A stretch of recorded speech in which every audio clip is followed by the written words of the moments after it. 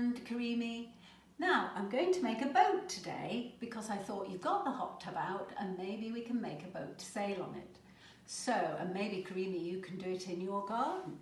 So here we are. We need a big piece of paper, a yellow piece for Granny, and then another piece to make the sail out of, and that could be pink that Theo likes.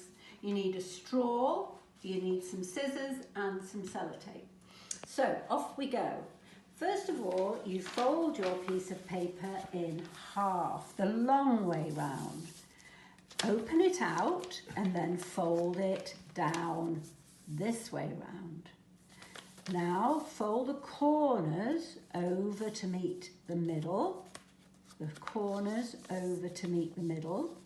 Then this flap, fold it up, turn over the other way, fold it up, and then you're going to pull it out to make like a triangle, a diamond shape.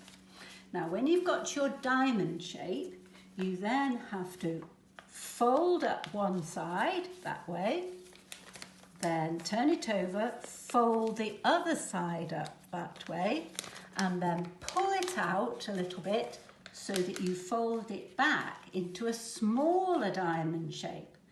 Okay, it's quite complex. Then stand it up a little bit like that, get the two top bits and pull it out, and there you've got your little boat. So here's a boat I made earlier. And next you need your straw and the pink bit of paper cut into a triangle to make the sail. Cut a little, fold it along that line, then cut a little bit on each side to put your mast, and then thread through the mast.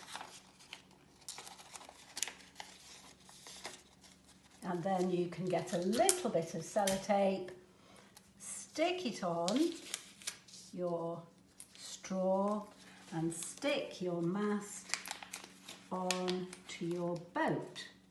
And there you have a sailboat ready to go on the hot tub or in your garden. Lovely to see you. Bye bye from Granny Suze.